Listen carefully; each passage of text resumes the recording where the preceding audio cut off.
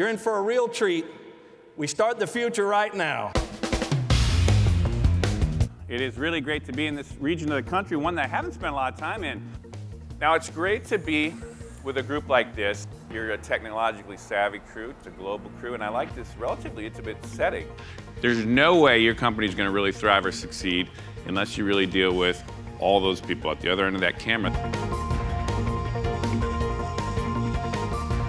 I originally was a journalist in Asia back in the late 80s. In fact, was in China right after Tiananmen Square, among other things. I then came back to the States to get in the very earliest internet story and was at Wired magazine. So it's the very earliest days of Wired when we started to, everyone thought we were kind of nuts talking about this digital revolution thing. The more practical way to understand this is this. And this is understand why social networks are so powerful. It's that if you start with one guy or one woman in a network and they say, I'm going to invite 2 people, and those 2, they do the same, boom, they double again. The next click would boom, shoot it out to the edge of the stage, and the next one would boom, shoot it out close to the edge of the wall, and then a boom, blast through the wall. There has got to be a shift in politics.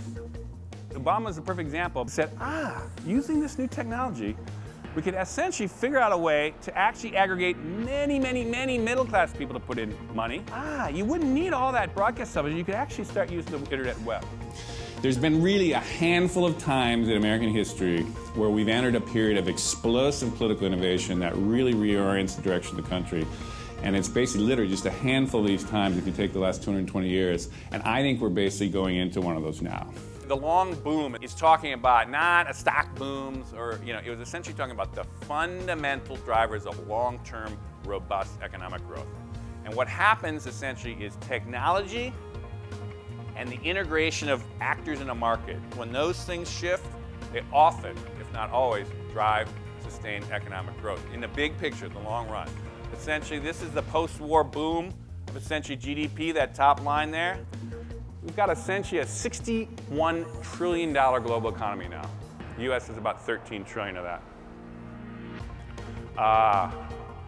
Anyhow, that brings up China. But there's really 2 fundamental things that drives these periods of kind of rapid innovation that happen for about 10, 20 years. Now, what you need to know if you're not in the computer industry is this is the best way to understand what's happened to the internet in the last 20 years. And again, I'm always looking at this. What's next in this space?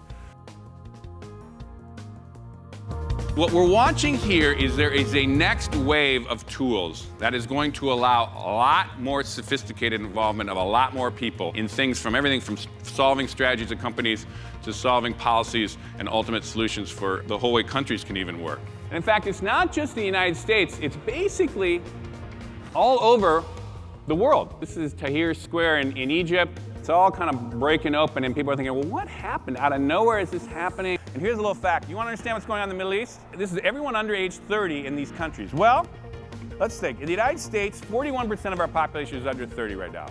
So, wow, Tunisia had that big revolution, right? Wow, they had 51%. And Yemen's a big place, right? Yeah, 75%. Tools and demographics.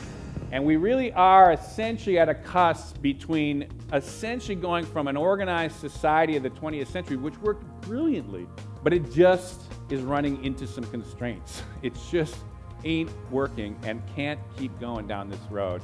And so we've got to watch, we've got to go through this transition. Now wait a minute, what if we took a problem, split it up, distributed amongst smaller computers, and through lightning fast telecommunications, reassemble the answers? Much quicker. Much more scalable. That's server farms. That's how every Google search goes now.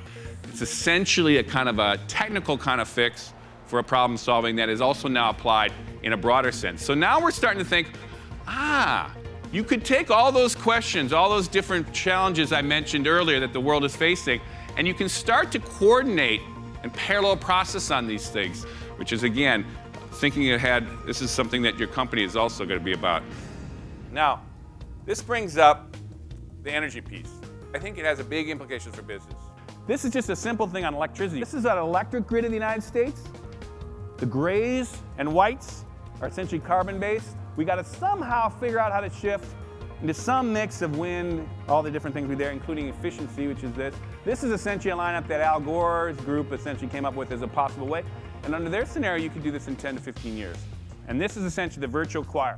What this guy did was he took a YouTube video in which he basically conducted and gave people music, and he had all these people on the internet. He got them to practice, he got them to sing. They sat in front of their computer that they already had and basically did their part to do a beautiful, complex, collaborative piece.